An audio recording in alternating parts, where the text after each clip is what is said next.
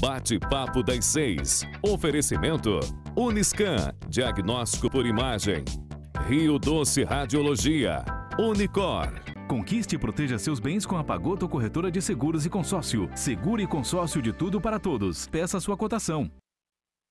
Faça sua ressonância magnética cardíaca na Uniscan, equipamento de última geração 100% digital. Aqui você tem a opção de fazer os exames de ressonância com sedação. Agende seus exames pelo 2103-5000 Uniscan. Sua vida é feita de momentos. Momentos em família, momentos de sonhos, momentos de conquistas, momentos de realizações. E para todos os momentos você pode contar com a Pagoto Corretora de Seguros e Consórcio. Há mais de 25 anos, parceira das melhores operadoras de seguro e consórcio do país. Pagoto Corretora de Seguros e Consórcio. Seguro e consórcio de tudo para todos. Centro Linhares. Ligue 3371-2000 e peça a sua cotação.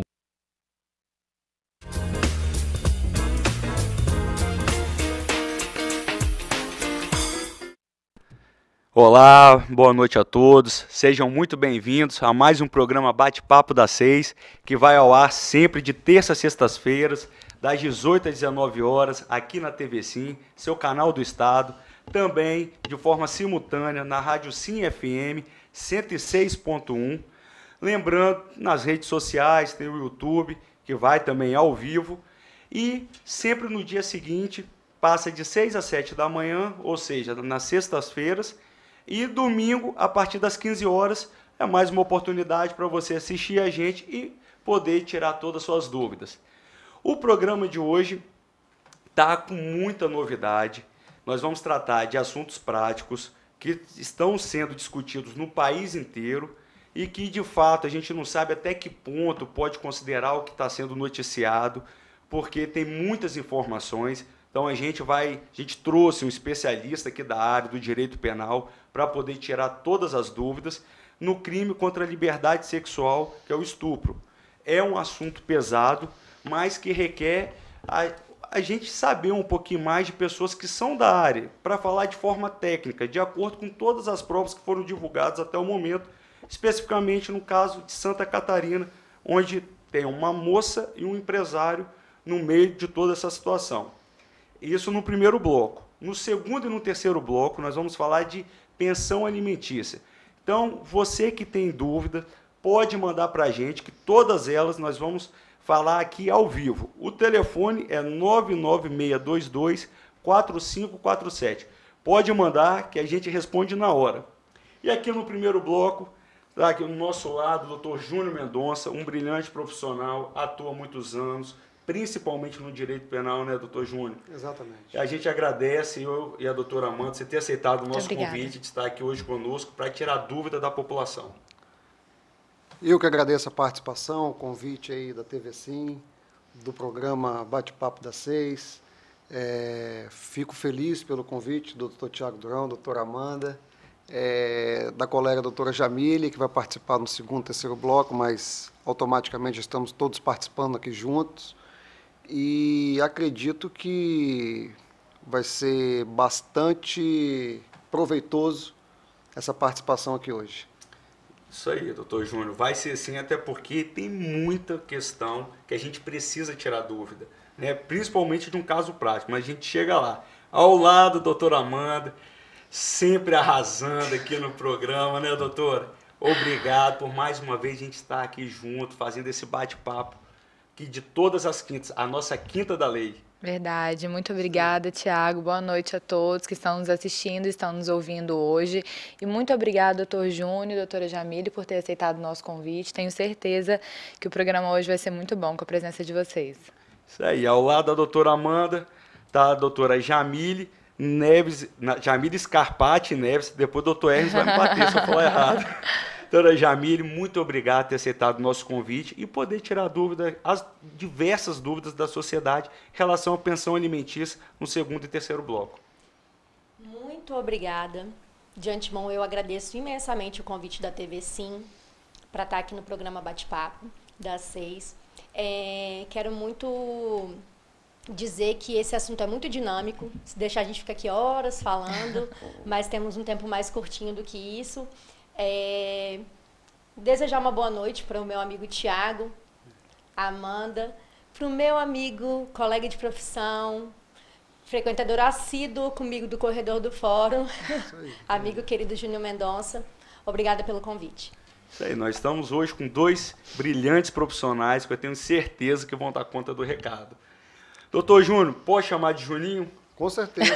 Isso aí, então não vamos Mas chamar à vontade. Até porque aqui é bate-papo. Bate-papo estão entre amigos, né? Isso Sim, aí. sim. Faltou a gelada aqui, mas não é o momento. Quintou é só mais tarde. Deixa para depois, vai ser quinta sem lei. É isso aí, é quinta sem mais tarde. Agora é quinta com lei, né, doutora Amanda? Sim, sim. É verdade.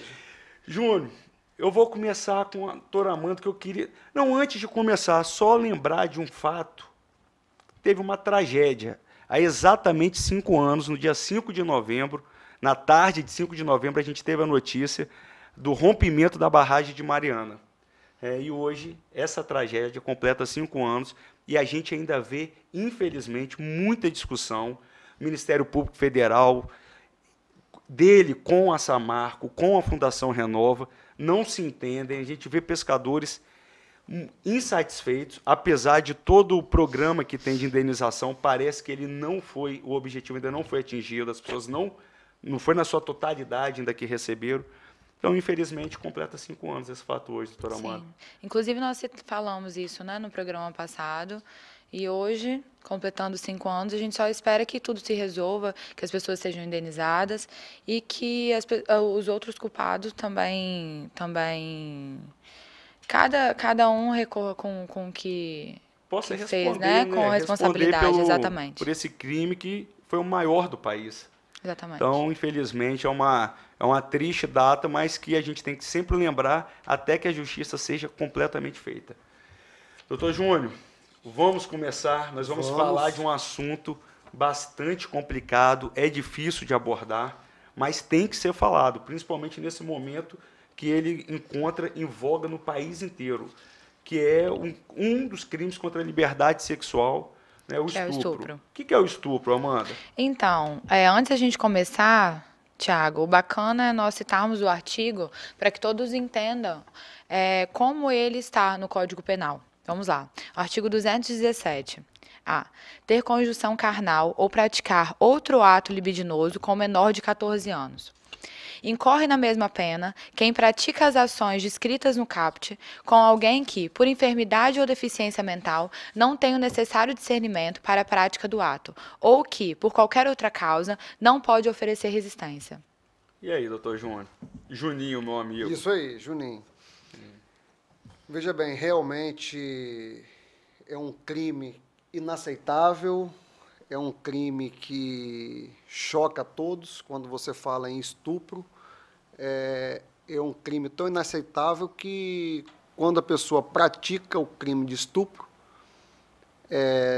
tanto no Espírito Santo, seja em qualquer lugar do Brasil, existe um presídio específico só para estupradores. Verdade, tem um presídio específico para isso? Específico porque dentro da política criminal, até os próprios presos não aceitam esse tipo de crime. Então, todos os presos, todas as pessoas que são autuadas de crime de violência sexual, que é o estupro, eles são encaminhados aqui no Espírito Santo, para o presídio chamado Xuri, em Vila Velha, P5.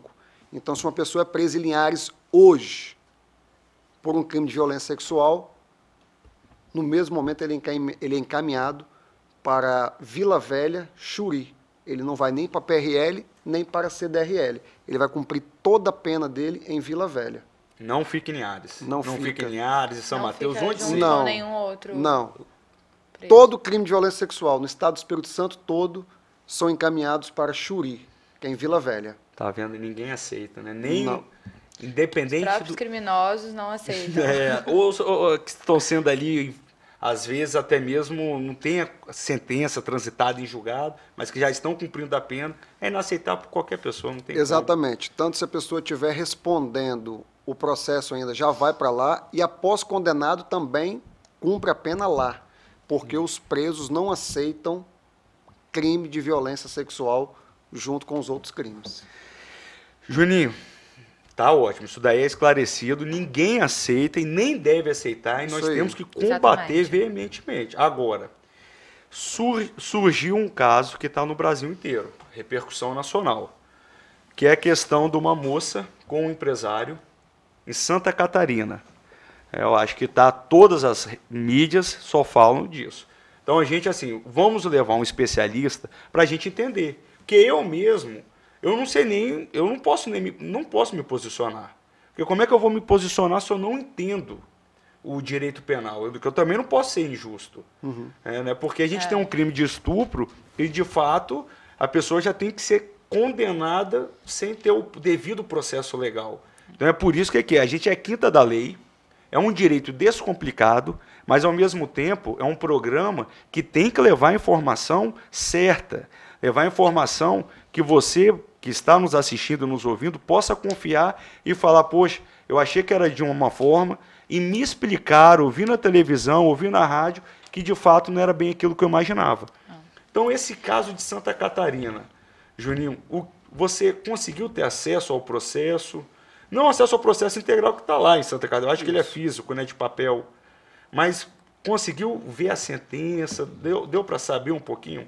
Tiago, depois que foi veiculado toda a mídia nacional, com certeza eu li a sentença, eu vi várias postagens em rede social, todos os veículos de comunicação noticiou. Porém, o que eu fiquei espantado foi operadores do direito, ir para o Instagram e para o Facebook, e todos colocaram: estupro culposo não existe. E realmente não existe, nunca existiu, como também em nenhum momento da referida sentença foi colocado que ali existiu um estupro culposo. Ou seja, na sentença não falou de estupro culposo. Não. Em momento algum. Em momento algum.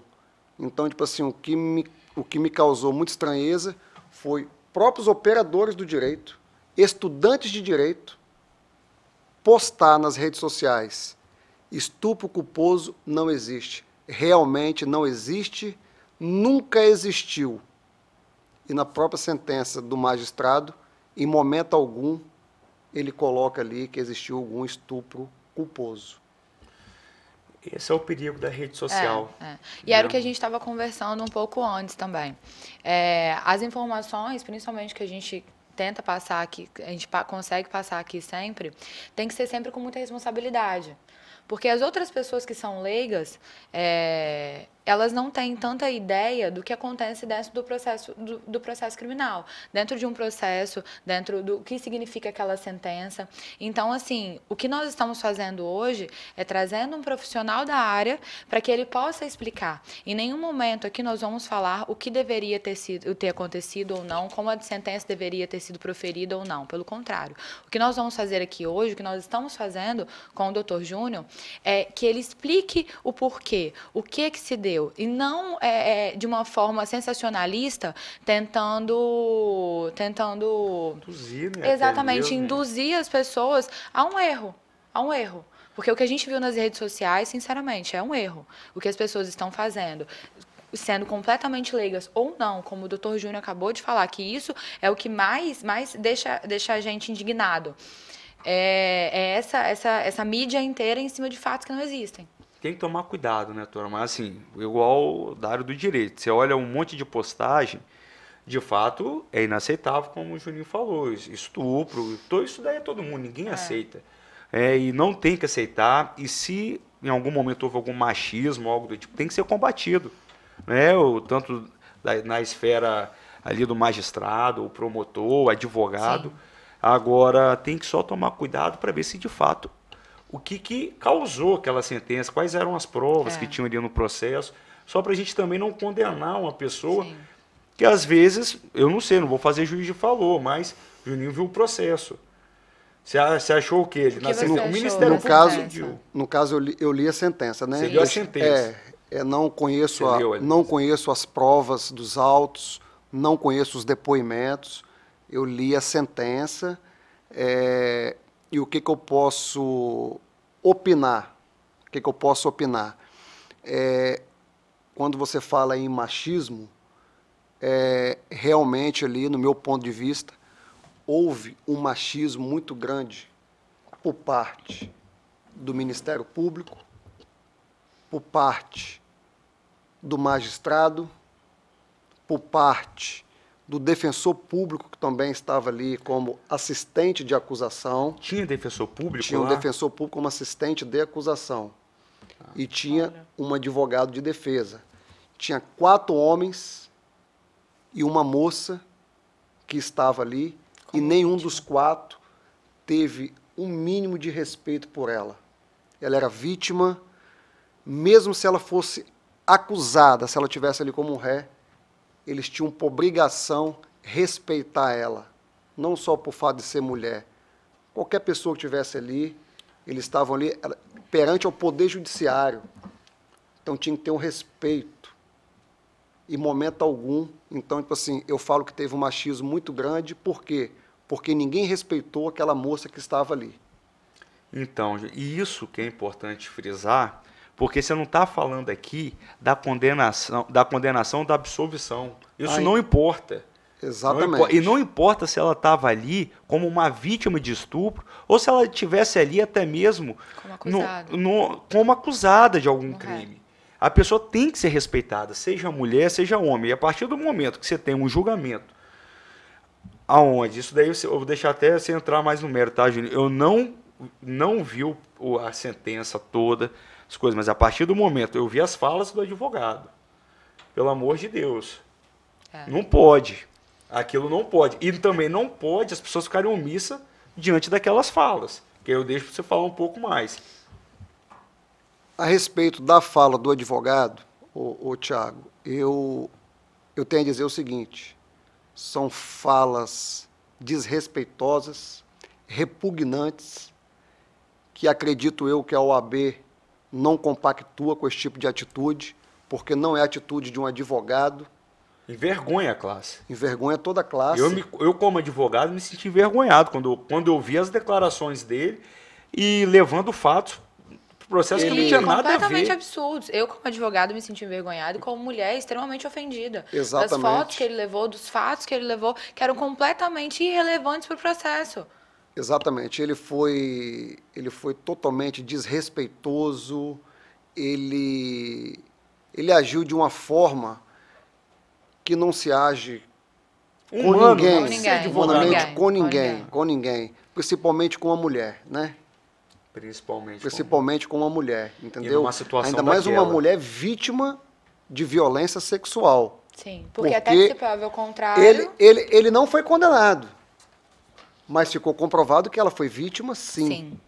Vítima ela foi, ele não foi condenado na sentença, mas que ela foi vítima, foi... E ele foi extremamente deselegante, foi extremamente mal educado. E aquilo que eu volto a falar, eu acredito muito que a Ordem dos Advogados do Brasil não compactua com esse tipo de defesa que o advogado fez naquele dia daquela audiência, que foi postado pelo Intercept.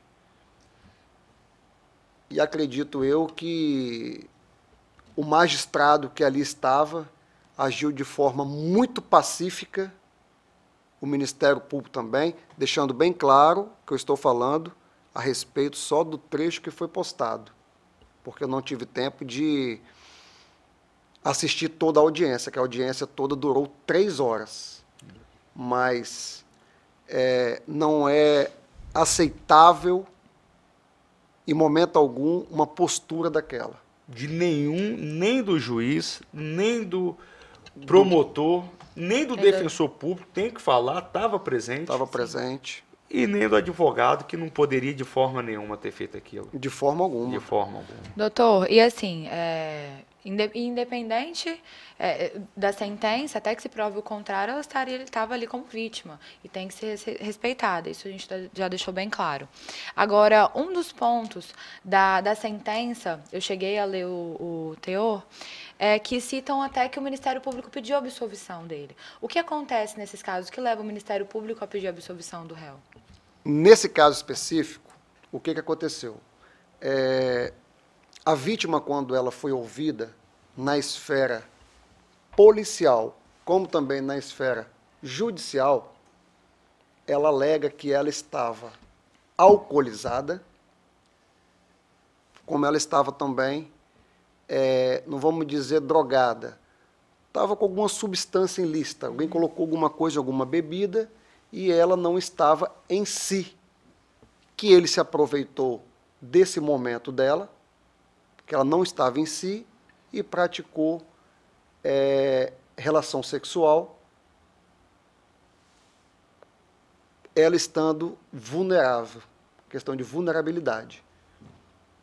Porém, foi feito um exame, tanto de alcoolemia, como toxicológico, e todos os dois exames deram negativos.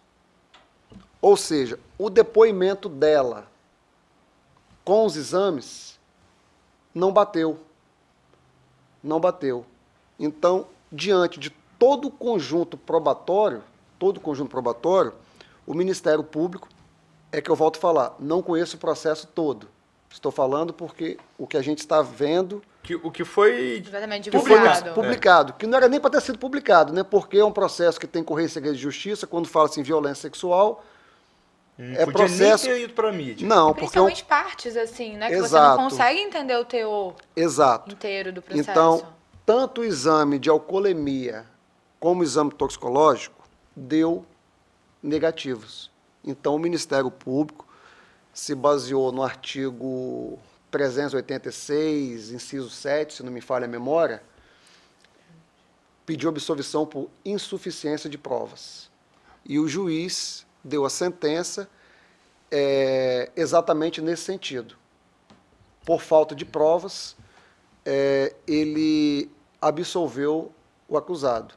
Porém, agora ainda tem recurso, não quer dizer que ele está livre. Não acabou. Não acabou, não acabou. O Ministério Público pode recorrer. Pô, doutor, mas ele pediu absolvição, mas caiu na mídia, repercussão nacional. Pode mudar de ideia, né? Pode mudar de ideia, pode mudar um membro do Ministério Público e o outro que pegar o processo, ver com outros olhos e recorrer. O assistente de acusação, que no caso ali é a Defensoria Pública, pode muito bem também recorrer. No vídeo mostra, ela fala bem assim no vídeo. Tem uma pessoa aí atrás, quem é? É um colega da família, é advogado. Ela pode, a partir desse momento, contratar um advogado e recorrer da sentença também. Ele se habilitar no processo como assistente de acusação e recorrer também. Então, não acabou. Teve a sentença, agora vai ver se vai ter recurso ou não. E aí, é só importante a gente deixar claro para a população, a questão do processo penal, quando há dúvida, Juninho, não... Fala você melhor, porque assim, se tiver dúvida... Exatamente, o juiz toca nessa questão. Na dúvida, vai pelo princípio, que é o princípio indúbio pro réu. Ou seja, é correto você absolver 1000 culpados do que você condenar um inocente. Então, ele pode errar absolvendo 1000 culpados, mas ele nunca pode errar para condenar um inocente. Não estou dizendo que esse caso que a pessoa é inocente, não. Mas que se houve dúvida... Estou te falando que se houve dúvida, indúbio pro réu. E, doutor, o que repercutiu muito na mídia foi exatamente isso que o senhor tinha falado, sobre estupro culposo não existe. De onde as pessoas... Só para a gente entender mais um pouco, né? E para explicar também para as outras pessoas, de onde tiraram isso? De onde isso... Porque realmente não existe. Então, de onde tiraram isso? vamos usar o que estão usando direto nas mídias, redes sociais, fake news, né? Infelizmente, as pessoas, com um ato de irresponsabilidade, postam as coisas de qualquer forma, e foi o que eu falei no começo. Infelizmente, várias pessoas, inclusive os operadores do direito, começaram a postar: estupro culposo não existe. Realmente não existe, nunca existiu e não está no nosso ordenamento jurídico e não está na respectiva sentença. O que aconteceu foi mais um ato de irresponsabilidade da mídia. A mídia começou a colocar vários atores, várias atrizes, entendeu? Todo mundo virou operador ali do direito, todo mundo, especialista todo mundo, na área. Exatamente. E ninguém leu a sentença, nem leu a sentença. O que aconteceu ali foi o que eu falei no começo, um machismo muito grande, 4 homens numa audiência. Uma omissão. Exatamente, 4 homens numa audiência. Nenhum deles interviu em favor daquela moça que estava ali com o psicológico totalmente abalado. Sem dúvida. E não respeitou, e infelizmente o colega advogado agiu de uma forma, como eu falo, repugnante. Inaceitável. E o principal, assim, acho que é bacana a gente falar, a todo momento nós estamos aqui, todos os operadores de direito, tentando entender, mesmo sem ter acesso às provas, que é uma das coisas mais importantes dentro de um processo. Nós tivemos acesso à sentença, nós conseguimos lê-la. Agora, a gente não tem acesso às provas, você não sabe o que realmente está ali. Então, seria muita responsabilidade nós falarmos o que deveria ter sido feito ou não. E é o que a mídia estava fazendo. A mídia estava fazendo de uma forma completamente responsável por isso. Tá ótimo, é isso aí, Juninho. Olha, como eu falei, o bate-papo é muito bom e passa rápido. Primeiro bloco já foi, 30 minutos a gente aqui falando sobre... E falamos assim, eu acho que a gente falou bastante de tudo que foi noticiado. Então a gente eu acho que nós conseguimos abordar os assuntos principais sobre o tema. Quem tiver dúvida pode mandar aí para a gente a 99622-4547. Doutor Júnior Mendonça, brilhante profissional, obrigado por ter aceitado nosso convite. Fala mais uma vez que agora você vai se despedir ou você vai ficar aí para o segundo, terceiro bloco? Não posso perder a oportunidade. Então, no final você se despede, deixa com a gente. Perfeito. Então muito tá bom. Obrigada, doutor. Vamos para o intervalo agora, é rapidinho, fique conosco, segundo e terceiro bloco, nós vamos falar bastante de pensão alimentícia. Você, seu parente que tem qualquer problema nessa área, fique ligado que nós vamos falar tudo sobre pensão alimentícia. É 1 minutinho.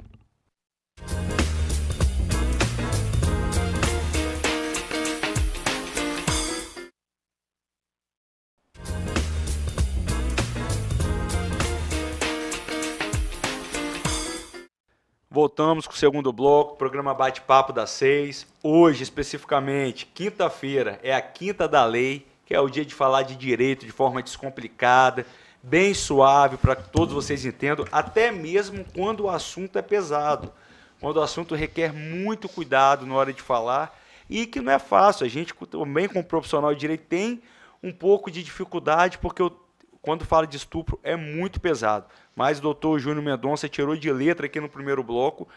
E no segundo e terceiro bloco estaremos com a doutora Jamile Scarpati Neves, inclusive filha do meu amigo doutor Hermes, meu chegado ali da comissão aqui da OAB, a gente está junto sempre lá. Doutora Jamile, eu queria que você falasse só um pouquinho a sua visão, se é que você conseguiu acompanhar tudo que a gente falou do primeiro bloco, mas se você acompanhou o que saiu nas mídias, tudo exatamente. Mais, do caso lá de Santa Catarina. Muito feliz as palavras do Dr. Júnior Mendonça com relação ao caso. E é isso. Nós não tivemos, obviamente, acesso a tudo que está lá, porque, né, como é um processo que corre em segredo de justiça, só quem tem acesso integral aos autos são as partes envolvidas. E nós tivemos acesso, basicamente, à sentença, a alegação final do Ministério Público e aos vídeos editados que foram postados em redes sociais, porque a audiência na íntegra não chegou ao acesso do público. Então, assim, hoje, a minha visão com relação a situação ao caso Mariana Ferrer é que, realmente, baseado no que está dizendo na sentença, houve uma insuficiência de provas, né, que gerou a absolvição do réu. Se não tinha provas suficientes... Não, porque a prova principal num processo de estupro é a palavra da vítima, certo? Porque é um crime que geralmente acontece entre 4 paredes, não tem testemunhas.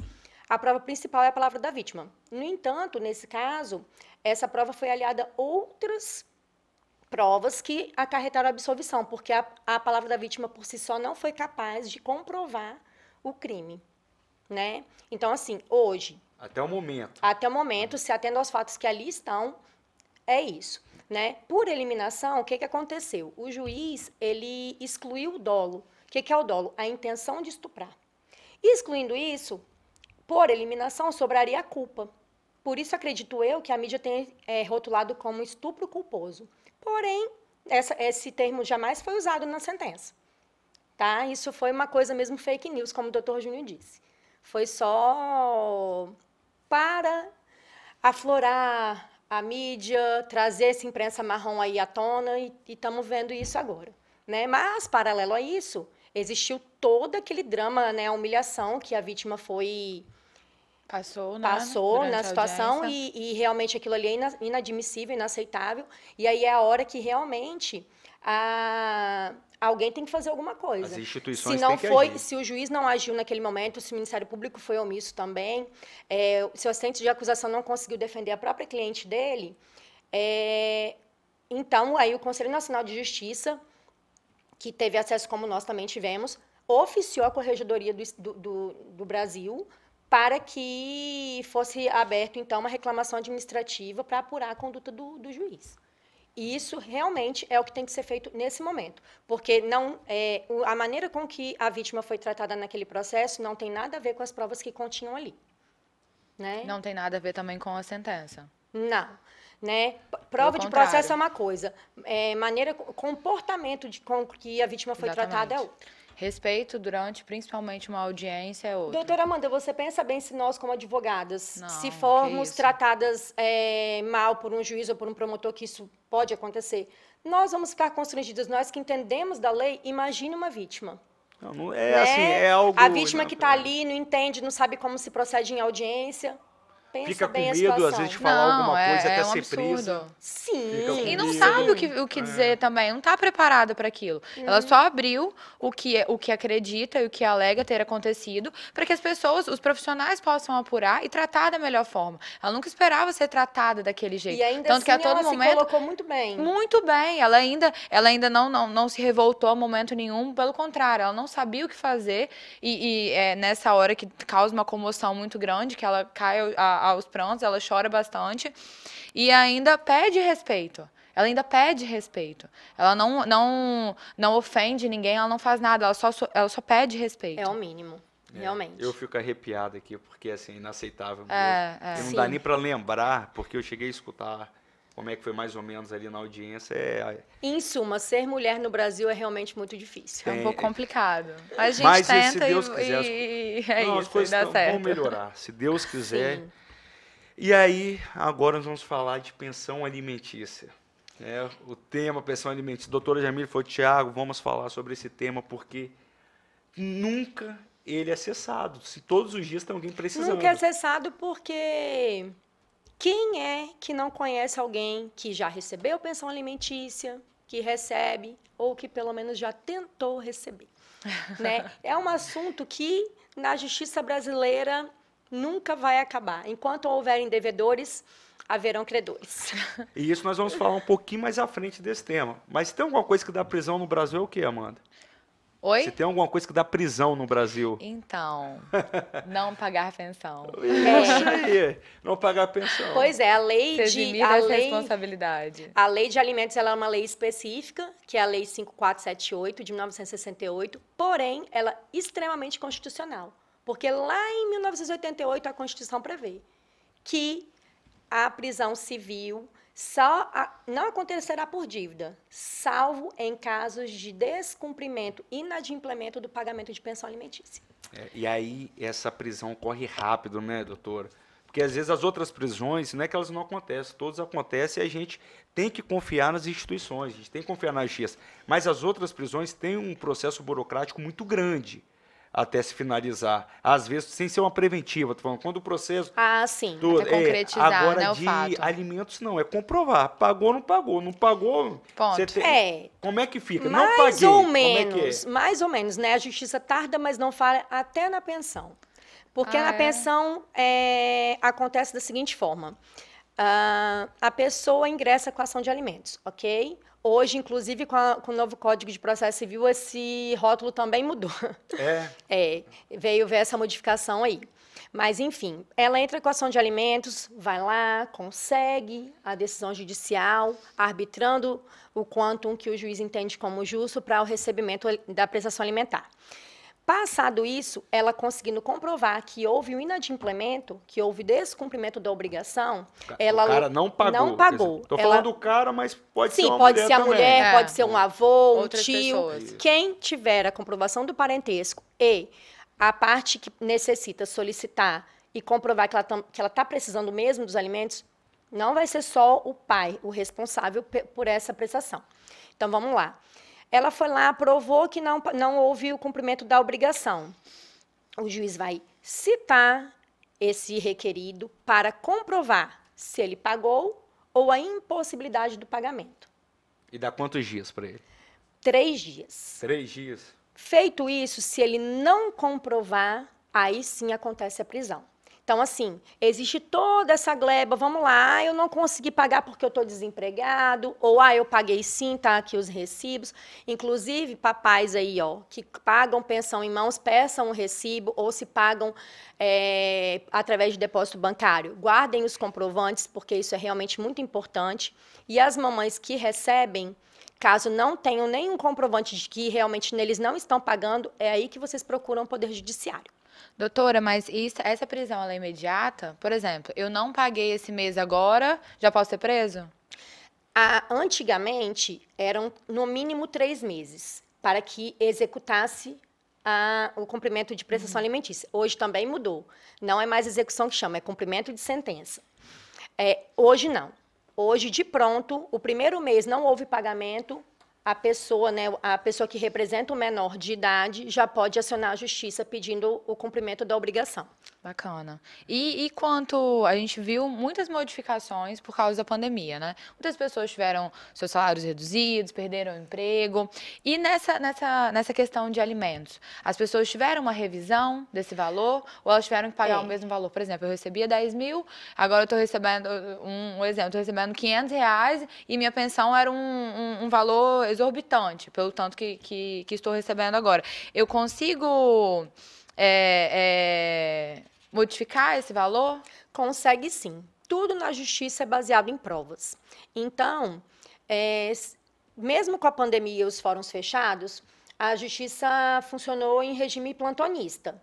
Né? Se é uma demanda que caracteriza urgência, o juiz vai se manifestar sim. Nesse caso, é urgente, porque a pessoa não vai conseguir cumprir integralmente com a prestação alimentar. Então, ela comprovando, através de pedido judicial feito por advogado ou defensor público, ela vai conseguir a revisão de alimentos sim. Da mesma forma que, caso o representante do menor veja que a situação financeira do alimentante mudou para melhor, ela também pode pedir a revisão de alimentos para majorar essa obrigação.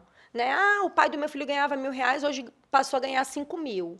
Então, ele pode contribuir com mais, a possibilidade dele financeira, os recursos dele aumentaram, que bom, o filho vai poder desfrutar de uma vida melhor também. Ótimo, olha que excelente. bacana. Então, tem que ficar todo mundo ligado, esperto nos seus direitos e, às vezes, nem sempre ficar desesperado, porque se você estiver passando por um momento difícil, uma situação complicada, você vai ter ali, por mais que seja um prazo curto, mas você vai ter um direito de demonstrar, comprovar a sua real situação.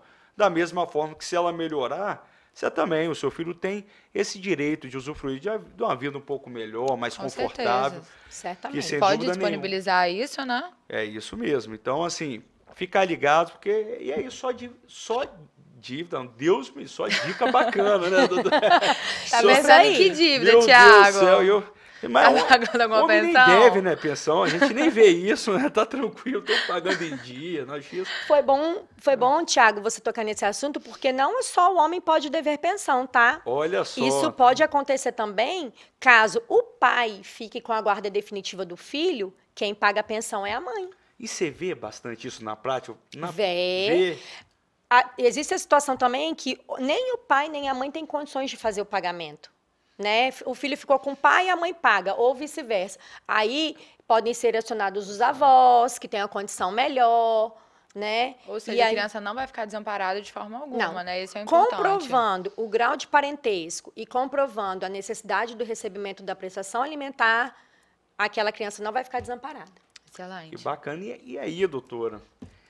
Pai não tem condições, mãe não tem condições, avó, a gente sabe que a nossa realidade do Brasil... não é sempre que, se a gente ramificar, alguém vai poder pagar, não. Se ninguém tiver condição e a criança estiver ali desamparada, o que você... Às vezes até falar para dar uma dica, você tem um vizinho, ou quando você está vendo aquela criança passando necessidade.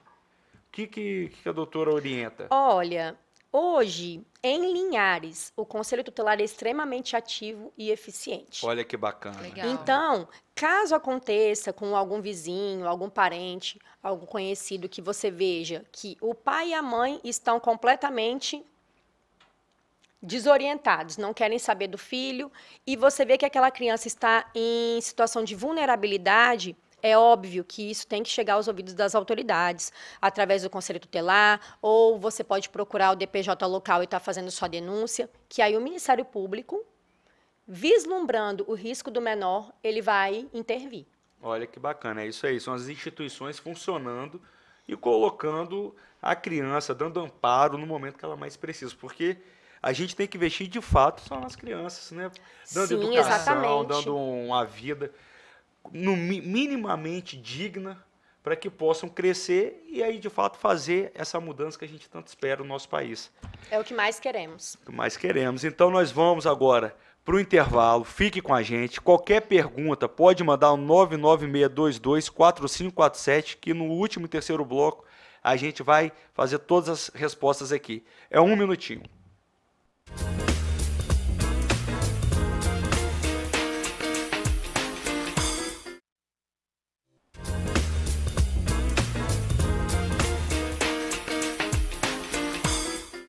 Voltamos com o terceiro e último bloco do programa Bate-Papo das 6, a Quinta da Lei, que vai ao ar ao vivo na TV Sim, seu canal do Estado, e também na Rádio Sim FM 106.1. Agora, nesse último e terceiro bloco, o bate-papo é rapidinho, é papo, então nós vamos direto ao ponto. Tá rolando, olha o telefone lá, 996224547, pode mandar pergunta. A doutora Jamile está doida para responder aqui. Então aqui, doutora Jamile, o prisão está rolando aí para quem não paga a pensão durante a pandemia? Como é que está? Pois é. O CNJ, que é o Conselho Nacional de Justiça, fez uma recomendação de número 62, salvo engano, para que as prisões não aconteçam durante a pandemia, né, sejam convertidas em prisões domiciliares, porque, considerando o risco de disseminação do vírus e considerando, por exemplo, Linhares, hoje o risco é baixo, é alto, vai considerar isso aí e, lógico, caso a caso. Por isso, é uma recomendação. Né? O juiz vai analisar a situação, o caso concreto, para dizer se a pessoa vai ficar ou não presa. A doutora Amanda tem uma pergunta aqui, a doutora Jamile vai te colocar maus lençóis, não, mas isso, assim, nem um pouco. só a questão do vírus, disseminação, eu lembrei aqui, as pessoas falando, na praia o vírus não vai. Não, a vacina já chegou. A vacina já chegou.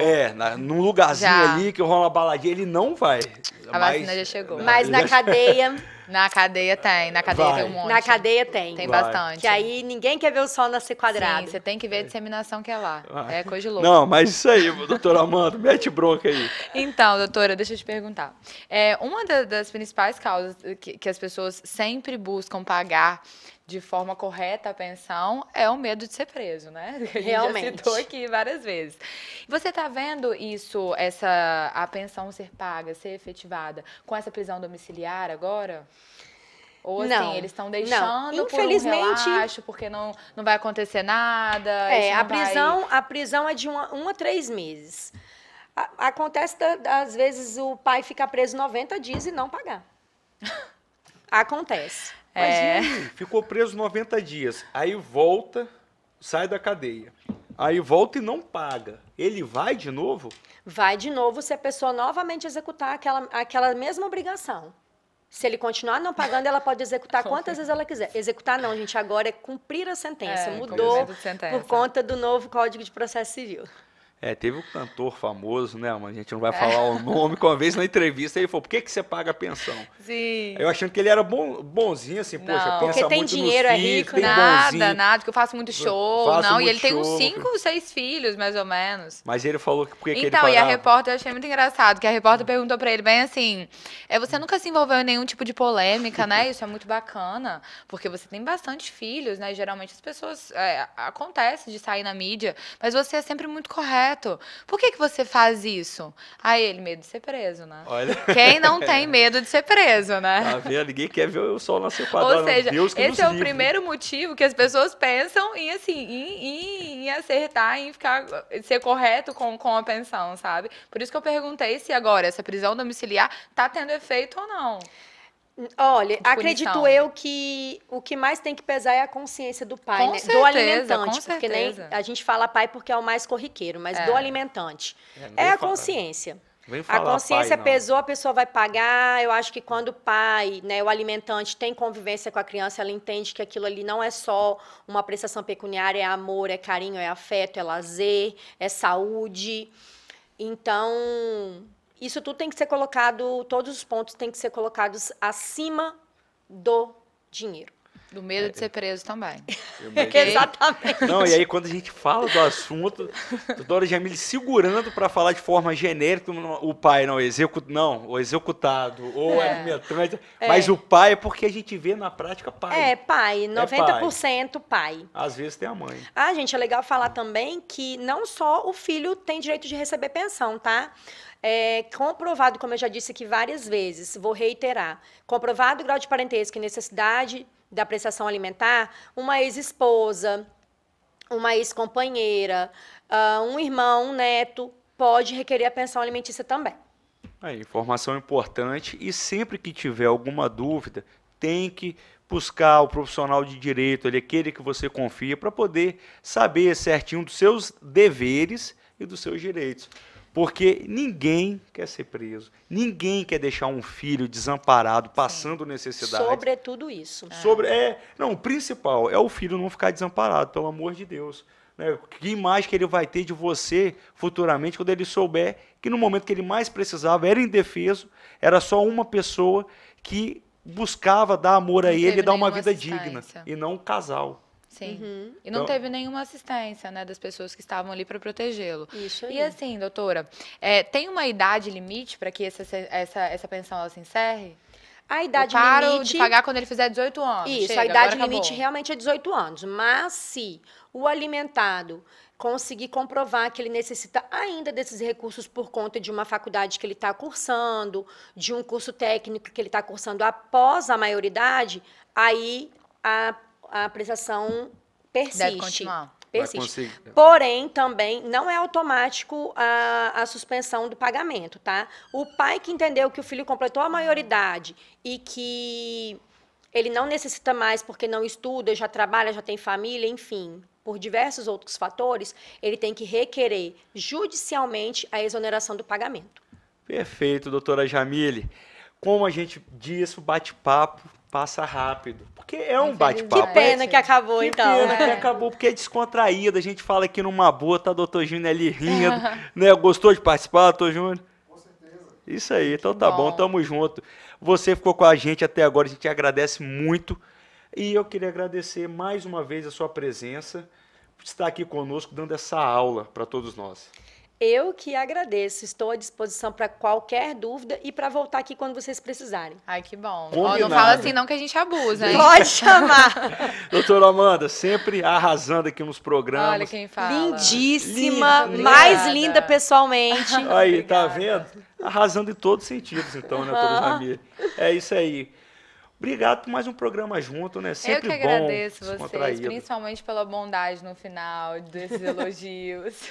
Muito obrigada mesmo, muito obrigada pelo programa, foi ótimo. E tenho certeza que instruiu as pessoas de forma correta. Muito obrigada, doutor Júnior, por todas as colocações e por ter explicado tão bem um assunto que está tão em alta e que a gente viu diversas informações contrárias ao que é real. Ok, eu também agradeço. E digo que para mim foi muito honroso estar aqui ao lado de colegas tão especiais e queridos aqui na cidade de Linhares. Isso aí, a gente que agradece. Nosso programa chegou ao fim, infelizmente. Mas quinta que vem tem mais Bate-Papo das 6, a quinta da lei. Porque amanhã tem um Bate-Papo das 6 com o apresentador Cláudio, que, poxa, ele dá uma aula pra gente em todos os programas. E a gente se despede agradecendo a todos os telespectadores e ouvintes. Até mais, fique com Deus.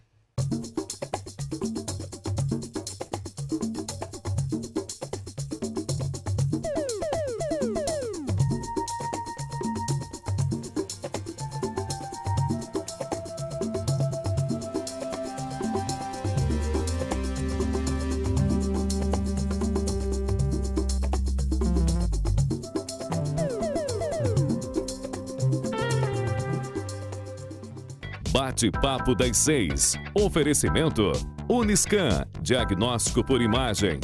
Rio Doce Radiologia. Unicor. Conquiste e proteja seus bens com a Pagoto Corretora de Seguros e Consórcio. Seguro e consórcio de tudo para todos. Peça sua cotação.